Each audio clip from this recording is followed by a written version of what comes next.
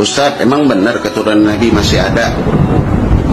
Kan keturunan Nabi itu terputus, karena setiap anak itu bernisbatkan kepada ayahnya, bukan kepada ibunya. Sedangkan anak-anak Nabi Muhammad itu yang laki-laki telah meninggal dunia, tinggal yang perempuan seperti Sayyidatul Fatimah, Sayyidati Ummi Kulsum, Sayyidati Ruqayyah.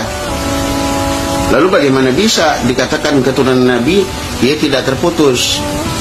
Bukan hanya sekarang kalimat itu datang, bukan hanya sekarang kalimat itu diungkapkan. Dulu zaman Nabi Muhammad SAW ada seseorang yang bernama As bin Wa'il, dan juga ada seseorang yang bernama Walid bin Mughirah. Kalau kita tidak percaya, buka tafsir tentang ayat Inna syani'aka huwal abtar. Jadi zaman dahulu itu ketika Nabi Muhammad mempunyai anak tiga, Abdullah, Qasim dan Ibrahim, semuanya meninggal dunia, maka Nabi Muhammad dibuli habis-habisan. Nabi Muhammad diledek habis-habisan. Inna Muhammad abtar, sesungguhnya Muhammad itu terputus keturunannya, nggak punya penerus daripada perjuangannya. Nabi diam, Nabi tidak menjawab, sebab setiap jawaban Nabi tergantung wahyu yang Allah berikan. Ternyata apa? Allah menurunkan satu ayat, Inna syani'aka huwal abtar. Ya Muhammad, sabar. Sesungguhnya orang-orang yang membenci engkau, mereka lah orang-orang yang terputus. Jadi di dalam ayat tersebut ada kalimat syani'aka. Kalimat syani'aka ini dari kata syana'an. Makna syana'an ini kebencian. Kebencian yang ditaruh bukan pada tempatnya, yang berasal dari iri, dengki. Di zaman dahulu itu sudah ada. Makanya abtar ini kebencian yang tidak mendasar, kebencian yang tidak ditempatkan pada tempatnya, kebencian yang lahir dari sifat iri dan dengki terhadap seseorang. Nah, mereka iri kepada Nabi, mereka dengki kepada Nabi, sehingga mengatakan keturunan Nabi terputus. Barulah Nabi Muhammad SAW mengatakan di dalam satu hadisnya yang diriwayatkan oleh Sayyidina Umar bin Al-Khattab. Hadis ini diriwayatkan oleh Imam Tabrani.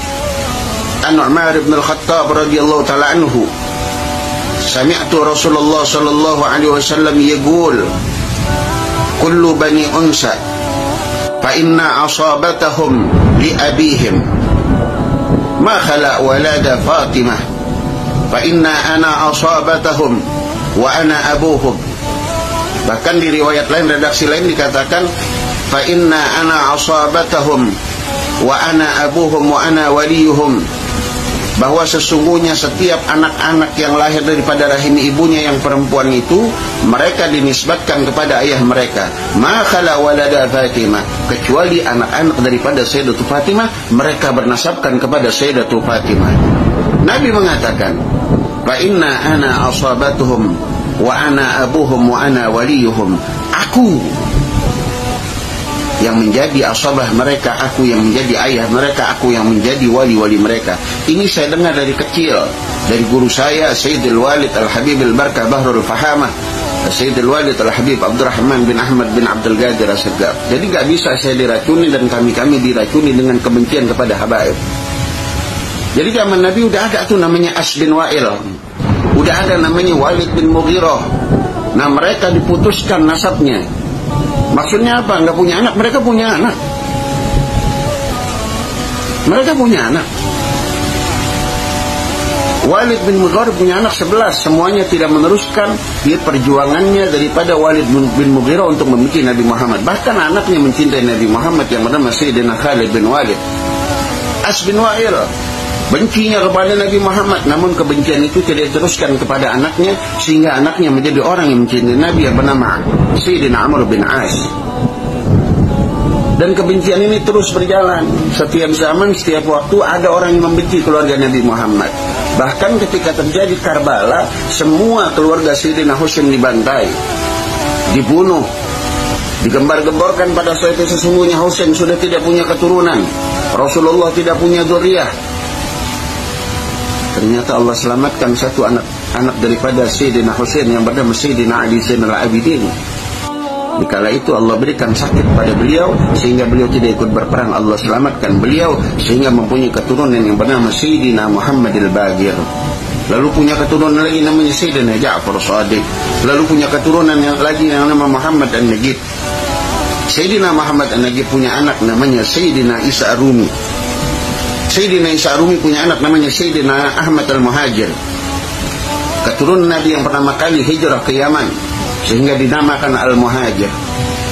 Lalu Sayyidina Ahmad Al-Muhajir punya keturunan, di antaranya Sayyidina Ubaidillah bin Ahmad bin Isa Al-Muhajir, dan sampai kepada Habib yang kita kenal pada saat ini. Jadi kalau bicara kebencian kepada Habib dari zaman dulu sudah ada. Kebencian kepada zuriyah Nabi sudah dari dulu sudah ada.